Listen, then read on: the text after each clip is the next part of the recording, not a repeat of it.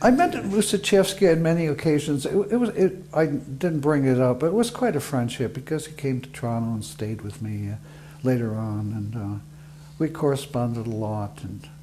But the meeting I told you about yesterday, I was going to be in New York, and I said, "Can I see you?" And he said, "You can, but I'm working in the studio at 4 in the morning," or some ungodly hour. And I don't know how I got to that part of Manhattan at that time of the day, but I did, and was curious to see Usachevsky sitting on a throne-like chair directing one of his assistants on cutting a tape up for a piece. I can't imagine what the piece was at that time, but that was one of the meetings. But Usachevsky had a habit of traveling with a portable Ampex. I don't know whether you knew this. This must have cost him a fortune, because he lugged it everywhere. The other thing I remember with Usachevsky, when he stayed with me in Toronto, we didn't have a bed long enough for him. He was a very tall man and imposing character. When I arrived in Toronto in the fall of '63, the electronic music studio was in the New Music Building. It occupied a rather large space, well furnished, very clean space, and the equipment was of a professional order, and also it contained virtually all of LeCain's important inventions were sitting there. So there were two major studios, each had Ampexes, a pair of Ampex stereo recorders. Eventually there was a 4-track Ampex, but each studio was built around LeCain's so-called multi-track tape recorder, and only about 5 of those were made, and Toronto had 2 of them, Ottawa had 1, McGill had 1, and one was made for Israel, given to Joseph Tal, the Israeli composer. How many is that? 5 or 6 of these, and they were a nifty device. But again, like so many of these things, the service time, the downtime was considerable, and unfortunately, in my time, the problems were never resolved on this. But it was fun to play with and look at. But you were telling me something about Hugh LeCain's background and I was talking about ultimately some of the inventions. Yeah, this is. Yeah, it is said. No one has ever been able to. We gave Hugh an honorary degree where I stuck my neck out in the citation and said that for his important work in radar in the Second World War. No one contradicted it, so I assume there was some truth to it, that he was given the luxury of a studio where he could design toward electronic music ends. Commercial instruments. Some of his designs were meant for the world of organs. He designed a keyboard that was touch sensitive for organ playing, and this showed up in various devices. His early synthesizer called the Sackbutt had an awful lot of things that were going to happen later on in the '60s with Robert Moog. Very creative man. And I had the pleasure of working with him from '63 right through until his death, when he had a serious motorcycle accident and went into a coma. But we worked on, I would guess, 2 major projects. One was a so-called serial structure generator, which was several racks worth of sequencing equipment, which just about tied in with anything that we had in the studio at that time, including it would sequence the variable speed motor on his multi-track, which was kind of interesting. And the other project I worked on with Hugh was called the Sonde, S-O-N-D-E, and I have to say it was a failure. It looked good in 8x10 photographs, and there were papers written on it, but it was a very unstable set of 200 sine wave oscillators. Actually 10 sine wave oscillators being multiplied into 200, but there was a heat problem. The whole primary mechanism had to be encased in an electronic oven to keep the pitch steady. And so I think he was disappointed, I was disappointed. What was the hope? That you could do some very sophisticated additive synthesis? Yes. And he was primarily a performer, you know, he was a competent organist. And it was a keyboard. It wasn't a black and white keyboard. And you were going to play sine wave clusters and recreate the world of Stockhausen's second electronic study. How did you control the oscillators? They obviously wasn't just a wall of oscillators. No, there were 200 of them at set frequencies. And the keys set off different banks of them.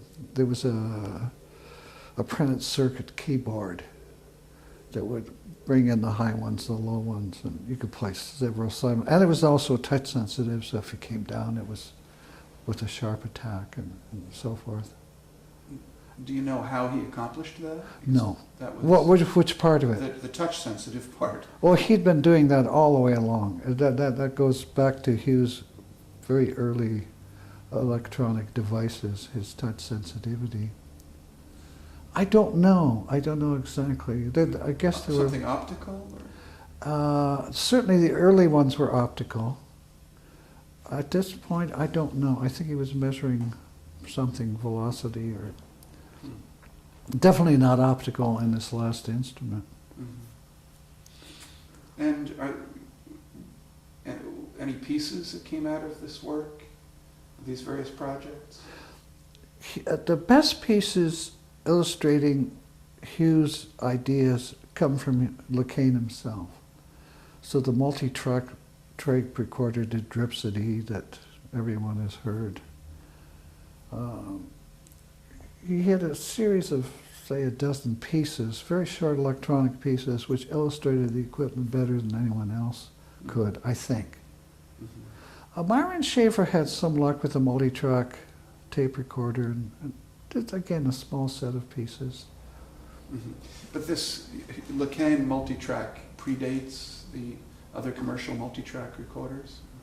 It's not really recorded, never recorded. It was a playback unit, very elaborate. It shows up in a lot of electronic textbooks, a picture of it. It was a 3-octave keyboard, a very elaborate mixing panel, and depending on the model, at least 6 tape heads. And you put loops on them, or you could actually feed them with small 5-inch reels of tape that spooled off. And you had a keyboard that changed the speed of the motor, or you could press the key down a certain way and it would lock the speed there. Or along the top of the keyboard, there was a variable resistor, so you could do the glissandi the way you would. It was an interesting device. The problematic part of it was the mixer. He tried various things. Incredible that he would want to do this, but the mixer was based on tiny little 1/8 watt resistors that were being set off by a little sliding pot, which could lead to noise and scratchiness and whatnot. Why he did that when other commercial things were available, I don't know. So he junked that and then put in photocell ones so there wouldn't be a scratch as you change the light intensity and change the velocity or the amplitude with these things. Again, not a happy ending. What about some of the people who came through the Toronto studio to work there, to investigate, to make pieces?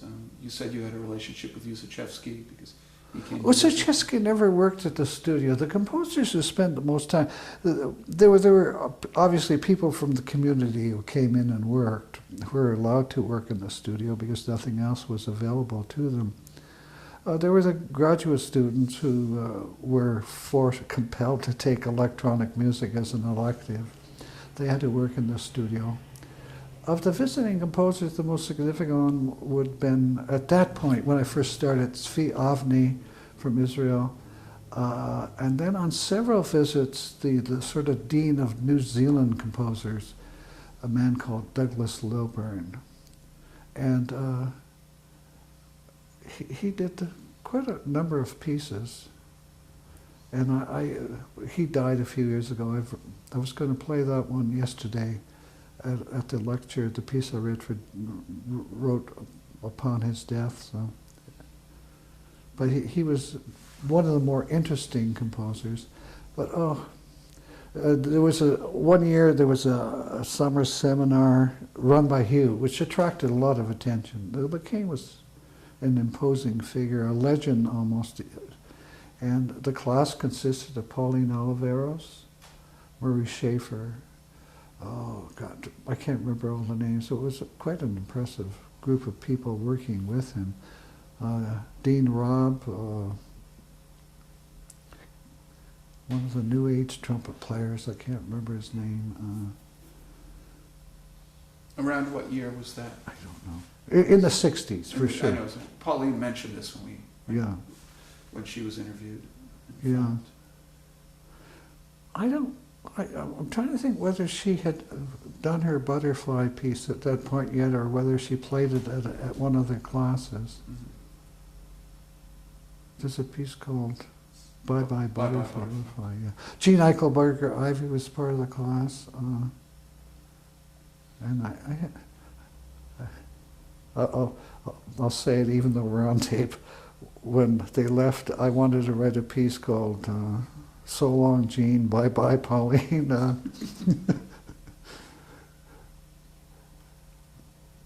But you never did. No, Yeah. no.